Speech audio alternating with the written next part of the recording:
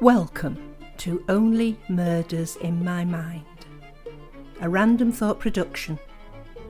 Hi, I'm Carol Bissett, a crime writer, and I invite you with my co-presenters, Liz Hedgecock and Mike Jackson, each week to our conversations on all things murderous. Hello everybody, and welcome to another episode of Only Murders in My Mind with my guest presenters, Liz. Hello. And Mike. Hello. And we've got a celebration. Happy birthday to us. Happy birthday. We're 21. Now you may wonder, I wish. 21 again. Now you may wonder why that's a something to celebrate. And I'm going to hand over to Mike because he's the one that pointed it out to us. I found some interesting statistics about podcasts. And apparently as many as 90% don't get past 3 episodes. And of the 10% that left, only about 1% get past 21 episodes. So that means that puts us in the 1% club. So something. Yeah. I don't know what happens when we get to 50 episodes. We'll probably have a big party, but yes, we will. We're persevering and we're keeping going. Yes. And we will carry on as long as people want to listen, and we are enjoying it. And we do. I hope that comes over. We do get sidetracked now and again, but that's all part of the fun, isn't it? Sidetracked? Never.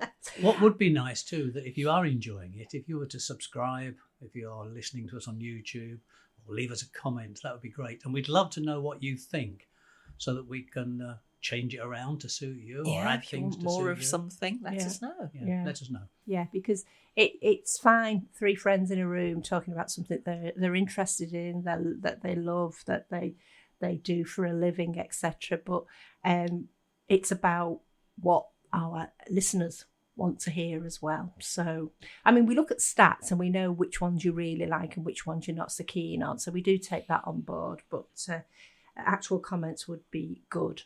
The other thing I want to mention is the Stockton Heath Festival, which is a local, if you're listening in Australia, we don't expect you to come, obviously. But the Stockton Heath Festival is running from the 4th of July through to the Sunday, which is the 7th. Yeah. And there's lots and lots of things going on. But we are in the library, myself and Liz. Mike's on holiday again. I'm not saying anything, you know. And Liz and I will be talking about the way we write our murder mysteries, and that's from 11:15 to 12:15 on the 6th of July in Stockton Heath Library. So big shout out for the people that organise the festival. Put so much work into it, and it's usually well organised, isn't it? It is, yes. You know, I've been to some festivals where it's been a bit haphazard, but you know, people are walking around all the time telling you what's on, telling you where to go. There's a tannoy in the field which keeps telling you what's on in different places. So yeah, I'm very impressed. And as I say, yeah, and there's a read around, isn't there? There is. Yep. So from 10 to 11 in the library, there'll be lots of different authors, hopefully, reading from their work. So if you fancy sitting down, kicking back, listening in, come along. Come along. Yeah. Or if you've written something recently you want to share it, it's another good place to go to. Can I also mention, in terms of the Stockton Heath Festival, that Carol and Liz are both exhibiting some of their paintings. St Thomas's Church have got a full art exhibition going on. And I think that's running for the whole time, isn't it? Thursday through to. And I'm not at all apprehensive. No. What have I got myself into? But if you want to go and have a look at Liz's artwork and Carol's artwork, you can do. And if you want to buy it, please feel free. Oh, yeah, please do. Yeah, we're open to offers. But thank you, Mike. But there will be lots of lovely artwork being displayed. So lots of things for everybody. So what are we talking about today? So we're talking about sidekick, the person who is slightly in the shadows when it comes to our detectives, and they very often, you know, sort of get the worst of the person's temper, etc. And there's a lot of them. Before we go on to detective sidekicks, I'll do my research, and there was some that came up that I thought, well, yeah. Well, Batman and Robin. Well, that's obvious, isn't it? Oh, yes. Yeah. Chewbacca? Yeah, Of okay. Star Yeah, Wars, yeah. yeah. Han Solo, Yeah. Chewbacca, yeah. Ron Weasley and Hermione? Mm-hmm. Yes. Definitely. Donkey from Shrek. Donkey. Would you say he was a sidekick? Well, When he's not trying to steal the whole movie. No. Yeah. I like and donkey. sidekicks are often annoying. Yes, and Oh, he is yes. slightly annoying, And isn't he? annoying. Slightly annoying. And I'm a very big Buffy fan. So Willow out of Buffy. Oh, yes. And Gromit out of Wallace and Gromit.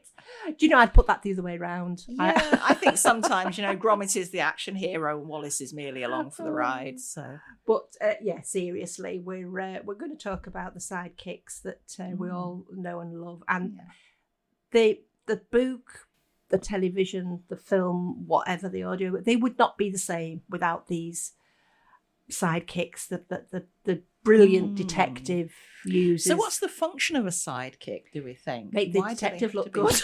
Yeah, there is that. I think it always strikes me as a bit like a comedy job. If Yeah. you take Morecambe and Wise, you always felt as though Wise was the one who got slapped around. He was like the foil for Morecambe. Yeah, you had And- Eric Morecambe being anarchic. Yes, Yes. And I feel the same when you think of Hastings Yes. with Poirot. I mean, Hastings isn't the brightest button in the tin, is he? No. And it's almost a foil for to make Poirot look even better in a way. Yes. But he's reliable and he's steadfast. Yes. And he always tells the truth. But yes, every now and again, Yeah. Poirot gets frustrated that he has to actually explain something Yeah. to him, which is very, obvious very to him. handy, Yes. of course, because if we, the reader, need something explaining, then it's quite handy to think, like, heavens, Hastings is there, so I don't look stupid asking this. Yeah. Well, John Watson in Sherlock Holmes, exactly the same. He's Yes. always saying, "Well, how did you know that man lived in, Belfast and In a drain and under had the just Thames?" killed his wife?" And Yes, and would have because a well, 7-foot it's the ladder. Who knew? sort of questions we might be asking. Watson asks for them Yes. and allows the Yeah. writer then to give us some clues as to what's happening. So in that Yes. respect, it's a really good way of getting information to us as the plot develops. Yes. Which, do you know, I'd never really thought about it, but it is, isn't it? It's And it's also, I think, I don't know, they seem to be the characters they are, so they are never the main character. They're always that, they've got an important role, but they're always that secondary character. So it makes you wonder if that's why it makes them a bit dull or a bit dopey. I think they're just solid, dependable people, Yes. and they will always be there for you in a crisis, or Yeah. they'll always be ready to hold your coat while you go off and do something foolhardy. yeah. But yeah, I think it was Conan Doyle who said something like, a good sidekick or second in command should be of slightly below average intelligence. So yes, and then of course, if we've got the clue, we can feel superior because we got it and they didn't. Yes, we knew about it before they'd realised. Yes. But like you, Carol, I went through looking at various sidekicks that we either see on television or in books or in both. Ooh. And I've got John Backus here, who works alongside DCI George Gently. Yes, he's one of my. I've got him down as well. Ah. Now he's Bolshy, isn't he? Oh yes. And again, it's that sort of almost different to George Gently, but it's almost as though George Gently has to calm him down. But every now and again, John Backus is probably saying the sort of things that we might say. Yeah. Yeah. I look at that relationship more like a father and son relationship. Yes. And he's I know he's not a teenager, but he's like the stroppy teenager who is impatient to get things done. Whereas George Gently, I've worked with this actor, by the way.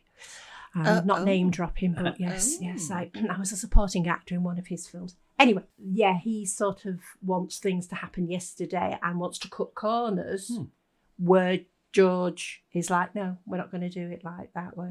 We're going to do it like this. So yeah, it's a really good point. That Well, Mike.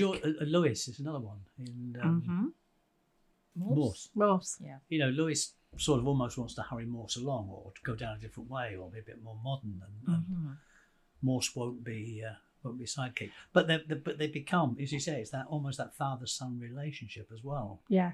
But then Lewis goes off on his own series and has Hathaway as his sergeant. Yeah. So how does that relationship work then? Is it a contrast to the Morse-Lewis relationship? I think so, because in that Hathaway is a highly intelligent. I'm not saying Lewis isn't. Lewis is a good copper, and he's learnt it from grassroots.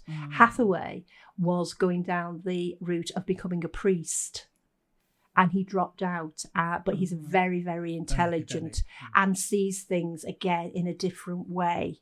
I love that series. I love the connection that they had. It's almost a role reversal, isn't it? Because Hathaway, in a way, is clever and into the classics, and knows his Latin, etc., in the same way that Morse did. So it's as though they've turned them on the head. Do you think it would appeal to the same viewers? I mean, if you've watched both series, what did you think? I have watched both series, I have too. And I prefer. Maybe it's because it's more recent, but I preferred the Lewis series to the Morse series. Now I prefer the Morse ones. Whether that's because they were the original, and I see Lewis as a spin-off. I don't know, but I enjoyed the Lewis ones as well. Yeah. I think what I enjoyed, even though they both set in Oxford, they don't try and do the same things. No. No, I think quite often some spin-offs work, and that one I think does. But there was the young Lewis, the young Morse as well. Yes, do you remember that? Endeavour. Yes, because that was his Christian name, wasn't it? Endeavour. Right. Poor chap. I know. And in that way, he was the sidekick to chap who smoked the pipe. Yes. Thursday. Was it Thursday? Inspector Thursday. Yeah. Because he was trying to protect him, wasn't he? When they were. Again, it was that father figure. Yeah. Approach again. Yeah. That's a really interesting idea, isn't it, though, that you can be a main character in something and a sidekick in something else. I mean, just thinking about it, I'm sure I remember reading somewhere that, really good villains quite often think that they're the hero. They're the hero of their own story. Yeah. How do you think sidekicks feel? Do they know that they're sidekicks? I think Dr. Watson definitely knows that he's a sidekick. Yeah. What about other ones? I think some of the ones that we've just been talking about, like John Bacchus and Lewis, probably see themselves as sidekicks learning the job. And it's a bit like when I was a head teacher, I always expected my deputies to be thinking, right, I'm training on the job, but soon I'll be able to do his job better than him. And I think that's what comes across with Bacchus and with Lewis. They think, I could be a chief inspector and I could probably do a better job than him. Though in fact what they do is they probably do a similar job because they learn so much. Yeah. But there is that almost as though they're learning on the job from somebody senior, somebody who's better at it. I'm trying to think of a crime series where the sidekick has actually been obviously trying to get the senior detective's job. Yeah. I can't, I'm sure there are some, but I can't. Maybe even trying to make the senior officer look a little bit stupid or something like that. But I can't think of it. It'd be a good story, that would. Yeah, definitely. I think they're less likely to fit into how we're describing a sidekick, though, because in all the ones we've seen so far, it's the main character and the sidekick who are working closely together. And also the sidekick's meant to be loyal. Yes. So, yes, that is because I have a similar situation in one of the book that I've just written where someone who is really in a sidekick role is trying to undermine, their superior officer. Yeah. Which is an unusual. Who's rumbled them. So, yeah. Fun times in the next book. Oh, yes. But we haven't talked about any lady sidekicks, female sidekicks yet. Indeed. There are plenty around. Go on then, name some. Let me see. Yeah. No. Oh, Della Street. Now, here's one that brought back all sorts of memory from when I was very young. And as I'm very old, being very young was a long time ago.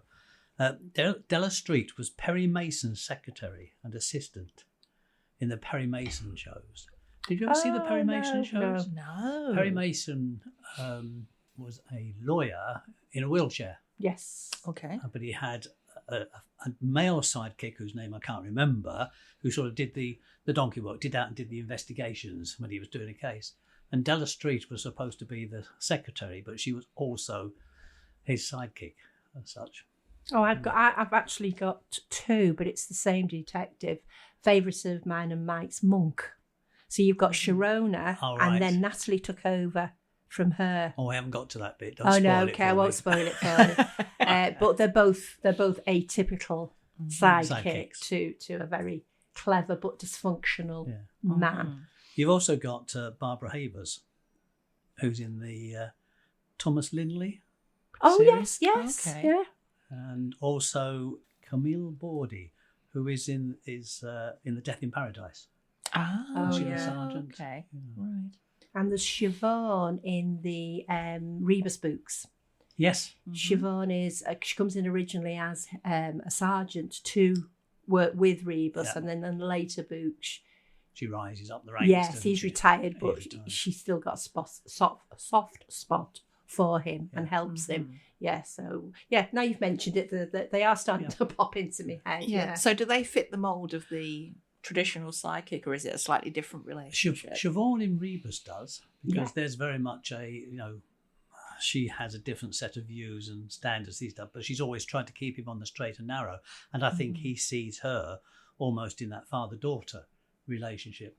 But the other ones, like Barbara Havers and Camille from Death in Paradise, I'm not...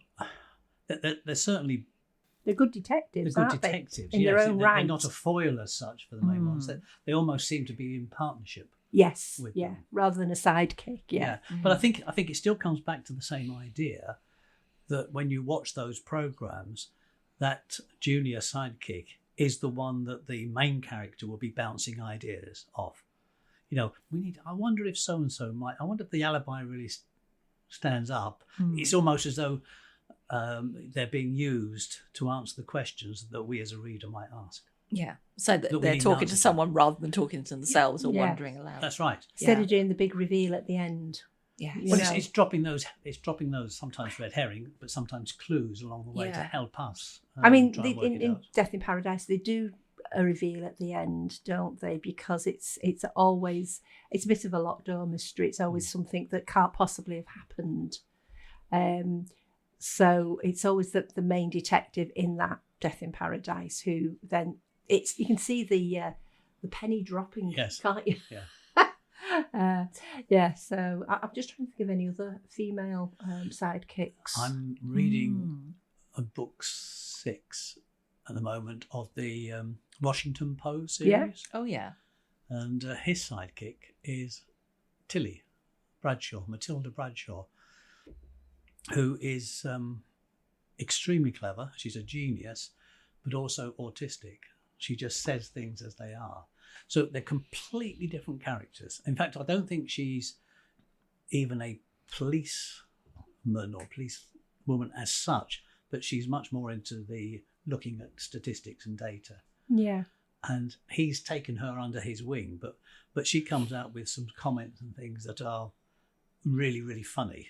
I'm not sure they're meant to be, but they are. Yes. But it's a real foil against him because he's very brusque, likes to bend the rules and so on. Yeah. Whereas she's one, because of her, the way she is, she'll say, but Poe, you can't do that. It says in the police manual, page 23, section 47, that you're not allowed to do that because she knows everything. Yeah. She's got this brain. And he'll say, look, Tilly, we're just going to do it. and it's a great contrast. Is he a there. British detective? Yes. He's not an American detective. No, it's all based in the Lake District. All right, so I really must read. If I have heard of him, obviously. I Yeah, keep meaning. The thing is, there's so many things that you think I must read. Yeah, That. yeah. It's Yeah. a chap called M.W. Craven. I saw him being interviewed once. It was a YouTube interview. Yeah. But I did think then I probably would like his Yeah. No, books. book 6 is literally just been released. But if I do, I'll start with book 1. I Good won't. idea. Oh, yeah. I won't do what I usually do and start halfway through. The good thing with book 1 is you get introduced to him, his gruffness and whatever, and then you get introduced to Matilda, Tilly, and you think to yourself, there's no way that these two are going to have any connection at all because there's just nothing in common. So does she work for the police as a More as a data analysis. Yes, that sort of yeah. Because in my Warrington Detective books, when Price, the main character, has got a twin brother, Aaron, who is autistic. But he's very agoraphobic and he won't go out. But every now and again, he points what he considers to be the bleeding obvious out to her because he can see what she can't. Because again, he's got that sort of mind, One of the things I like about your series as well, the Warrington Detective, very good series, you should buy it, I've not Book been 4 paid for about- that endorsement. book 4 due any day. Yeah. It is, yes. Is that because it's a kind of an ensemble cast, then someone can be Cassie can be a sidekick to Wen, but then she's also, can be a protagonist with a sidekick of her own. And I like that kind of the changing relationships and seeing how people relate to each other. Yeah. I think the nice, going back to this Washington Post series, is as you go into each book, you see these two characters develop. Individually, but also you see them come together. I'm partway through book 6, and Washington Poe says something along the lines of, "Well, Tilly, I can't remember what I said," and he said, because he didn't want to remember, he'd actually been rude about somebody, and she said, "Well, actually, Poe, what you said was that man is a F-word idiot who F-word shouldn't be trusted," and you just verbatim can tell him exactly what he said, and he'll say, "Tilly, not the right moment to remind me." I mean the Fee and the two characters in your book. Oh, Fee and Jade. Their relationship as the books have progressed have developed, and the people around them, their family and everything, and I love that because as I'm invested in them now. I don't want anything to happen to them. Anything nasty. Lots of things happen to them, but nothing nasty. Yeah. So, but yeah, I think sometimes, I like to think they have an equal relationship, but sometimes because of circumstances, one of them has to play second fiddle because they can't go and investigate that thing because they're implicated in it. So the other one has to take the lead. yeah, So- I think there's Which frustrates the heck out of them. the of course. sidekick. The balance goes up and down, doesn't it? Depending on what's going on. Yeah, that's true. It's difficult, isn't it, to actually think of any books, TV series, films that we like, that we enjoy, where there isn't a sidekick. I was just trying. I was thinking of Striker, Yeah, which is J.K. Rowling. Strike. Yeah, Cormoran Strike. Yeah. Yeah. He's got that. Yeah, That young lady, yeah. I can't remember her name, but a sidekick. So I'm trying to think, do we know of any sort of detectives or anything who work purely alone, don't have any sidekicks at all? That's a. And it's not, I can't think of any, off the I was top of my going to head. say... Robin is his sidekick. Robin, that's the one, yes. Yeah, I was going to say in the Maygrey books, he's quite often a bit of a lone wolf. Yes, He'll he get is. some support, but But there's no obvious sidekick, is there? no. No, And those feel different, which is something we can discuss in another episode. Yes. I don't want to go off on Maygrey. yeah. I think you're right, Liz, because I think in something like Maygrey, he is a loner. He's not going to work with anybody else. That's his whole makeup is, I can do this on my own. Yeah, even if you really can't at Yes. times. Yeah. No, I can't think, because there has to be somebody lower down the ranks for it to be interesting. I think there has to be somebody else, that seems a bit. I mean, in Monk, there's the captain, and then The he's got the that dopey sergeant. oh yeah, but I like him. but isn't that one of the joys of a sidekick? Yeah. We like Captain Hastings because he really is dopey. Yeah. And I think that's part of that. The important character is there to be admired. The dopey sidekick is there to be liked. Yeah. But I mean, going back to Also, quite often you get to see the human side of the protagonist Yes. through yes, true. how they relate. So when Holmes is like worried about Watson, it makes him more rounded. I was just going to say that, but Watson obviously is clever because he's a doctor. He's got a medical degree. But it was things like, I don't know whether it was Watson that said it, but when he finds out that Holmes didn't know that the Earth went round the sun and the moon went round the Earth, because he didn't need to know No, that. I didn't know. Yeah. And doesn't he say, now I do know it, I'm going to do my best to forget it? Yes. And Watson's like, What's the point? What? I don't need to know that in my mind palace. Indeed. But then again, that sort of works on the level of their brains are thinking in different ways. Yes. Watson is a very down-to-earth person. He knows things that help to make the world as it is. Yes. He's got all the Holmes- basics. Yeah, Holmes knows things that nobody else knows nor needs to know, Or possibly even want to know. or even want to know. Yeah. So it is. It's an interesting balance, and the characters of the main characters are much richer for the fact that they've got these people that they can insult if they want to. The strange thing, though, isn't it? Just I'm still thinking about this idea: are there any main characters that we know without sidekicks? And apart from Maygrave, possibly, I can't think of any more. But when you get down to villains, villains don't usually have a sidekick. They tend to work on their own, or do they? Yeah. I mean, if you think of Wallace and Gromit, there's Feathers McGraw, who is very much a lone operator. Moriarty. Yeah, Moriarty. Yes. They have minions, They don't have they? underlings. They have people. They don't have anyone things. close to No. them. No, they don't have anybody they can confide in. They're very much Master Spy. Who was it? What was that in? Was that Thunderbirds or? Well, you've got Batman and Robin. Yeah. But then you've got the Joker. Yes. Yeah. Well, a lot of the Batman and Robin villains they're on their own, aren't they? Yeah. I mean, a lot of the super villains. I suppose you could say some of the superheroes work on their own. Superman. You can't tell anybody who he is, can he? Maybe that's a book that needs writing. The villain with a sidekick. Could be. Yeah, a proper somebody that is trusted sort of thing. Yeah, because again, if a villain does have somebody tagging behind you, they usually get a lot of abuse off the villain, don't they? Yeah. You are stupid, sort of thing. It tends to be an employment thing, doesn't it? So they'll have a hench person. Yes. Yeah. Well, it's the same in Harry Potter. The chap whose name we daren't mention had lots of underlings and henchmen. They were all terrified of him. And he would dispose of them at his will if they became inconvenient or unnecessary. But also they were there because it's like there's something in it for them. Yes. Yeah. It wasn't an affectionate relationship at all. I don't think there was proper loyalty, or there was loyalty on the condition that. So it's a different kind of relationship, isn't it?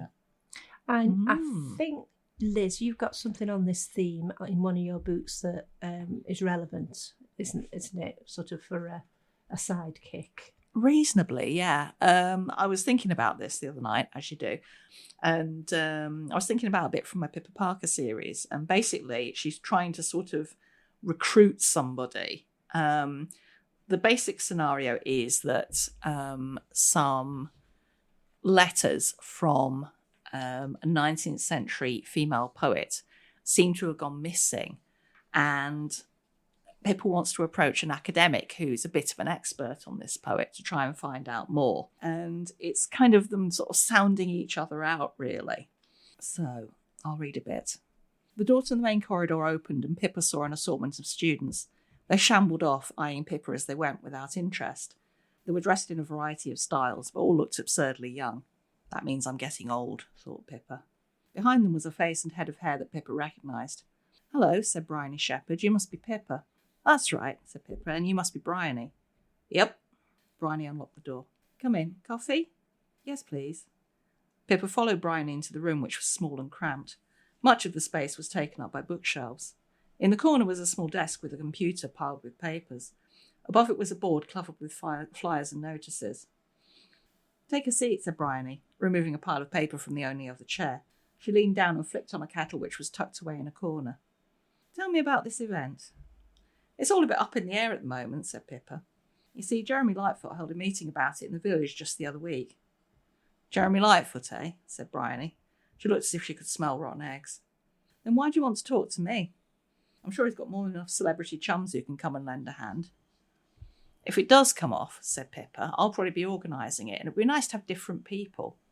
Oh, and I'm different people, said Bryony. She seemed half annoyed, half amused. I don't mean that in a bad way, said Pippa. I meant less establishment. Bryony frowned. So what made you come hunting for me? Well, I found you on Twitter, said Pippa, feeling as if Bryony could see straight through her. And as you're local. You mentioned Much Gadding, said Bryony. I take it you live there. Have you met my Auntie Marge? Pippa wondered whether Bryony would switch on her desk lamp and shine it in her face. Yes, I know Marge pretty well.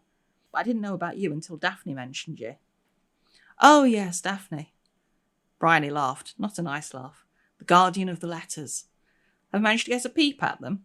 I've seen one or two, said Pippa. Typical, said Bryony. And I bet that twit Lightfoot has wangled himself open access. No, he hasn't. The kettle pinged and Pippa breathed a sigh of relief as Bryony's attention switched from her to coffee making. She looked at Bryony's profile, the prominent nose and chin, the firm mouth. Without the red hair and the studenty clothes, Pippa suspected she will resemble Marge in 40 years. She's angry, thought Pippa, and she shoots from the hip. And as Bryony was putting her mug of coffee on a nearby bookshelf, Pippa took her courage in both hands. You see, the letters have gone missing. Coffee slopped onto the coaster. Excuse me? Bryony hunted for a cloth. Finding none, she pulled a tissue from a box on the windowsill. They vanished after a meeting at Daphne's house, said Pippa. Daphne doesn't want it to become a police matter, so I'm investigating. Bryony goggled at her. But how come? Marge doesn't know, said Pippa. Nobody knows at the moment apart from Daphne, me and my husband, who isn't interested in the slightest. Bryony puffed out a sigh. Then she laughed. Well, if I can't have them, they may as well disappear, she said. Who do you think's stolen them? There's more than one suspect, Pippa said carefully. Bryony shot Pippa a look, then began to count on her fingers. Lightfoot, obviously. Except that he's the one who asked me to persuade Daphne to share the letters, said Pippa. He could have kept his mouth shut and got to work on them in peace and quiet. I suppose, said Bryony, ungraciously. All right, who else?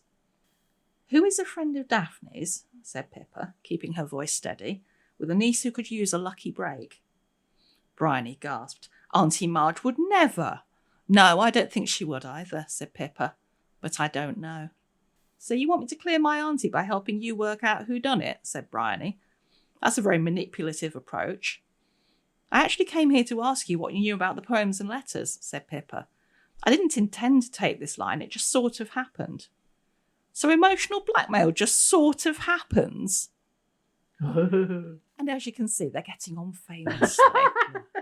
They're going to work well together. Oh, yeah, they're going to be great Sounds mates. like they're out of suits. But yes, I was just thinking about their interactions. Yes. And, you know. Yeah, they're like sounding boards off each other, aren't they? That type of thing. But you can see them working together. Yeah. Because they've got something in common. They want to work they've on. got very They've different got motivations. Yeah, Different thought- motivation, yeah. thought processes. Now, Mike, you have been asking people to send in short stories, and we've had some success. I mean, we've read one out from Kerry, and now we've got one that you're very keen to read out. So over to you, and you can say what's happening. Thank you very much. Well, if anybody hasn't done, Only Murders in My Mind, as well as the podcast, we've also got a blog. And one of the things that happens on the blog post is that every Friday I put a picture prompt up and encourage people to write a story. And recently, a chap called Kevin wrote in the comments to say, never tried short story writing, but the podcast and the blog were inspiring him. So he's written a few short stories. Excellent. And I thought I'd read one out for you. I did get his permission first. I've always loved coming to the park, just to sit and watch the world go by. I bring my notepad so I can plan out the coming week. I've done this since my husband passed away, just 18 months after we got married, but that was over 40 years ago now. I like to plan. I hate surprises and like to feel that I'm a mistress of my own destiny. I'm the same at work. Everything is mapped out to the smallest detail. Shift rotors, stock deliveries, and all manner of arrangements to make my week as stress-free as possible. The last few years have been difficult. First there was the COVID pandemic, which disrupted the best laid plans of a care home administrator. And then there were the tightening of the regulations, which called for a whole lot more planning and organisation. I'm a creature of habit, you see. And after the insurance money from my husband's unexpected death ran out, I needed another way to fund mine. It was so easy to get the old dears to put a small bequeath in their wills to thank me for all the hard work and care they'd received, and then I'd slip something into their complan, something completely untraceable, to ease them on their way to the visit at St. Peter. The only thing I'm not planning on is getting caught. Well done, Kevin. Thank you, Kevin. I'm a bit worried about the influence that you're having on people. Oh. And the other thing, if you do Fantastic. if you do go and have a look at the podcast, I've started something called Tiny Tales. So I'm putting some of the stories, and Kevin's is one, into a little video. So you can see those videos on the YouTube. podcast. They're on YouTube, Yeah. but the link to them is on our podcast. Yes. Yeah. Yeah. Excellent. Called Tiny Tales. So if anybody out there wants to write a short story, then let us know, and we can either read it out or make it into a video. With your Or permission, of both. course. Oh, yes, Of course. yes. We wouldn't presume because you'd written to us that we could automatically use it. So, And we won't charge you anything either. but you'll be famous. That's big of you. Oh, right. And I think that wraps up this episode. I think so. Yeah, I think Are it we does. your sidekicks, Carol? Yep. Oh, okay. Which one of us is the dumb one? I don't think you should ask that. Only when it comes to the podcast. No, we're all equal partners in this. Couldn't do it without you guys. Wouldn't be fun, would it? Right. So until next week, next Thursday at 5 p.m, we'll close this episode now, and thank you all for listening. You have been listening to Only Murders in My Mind, a Random Thought production, produced by John Bissett. The music in Peril was composed and recorded by OM Studio Strings.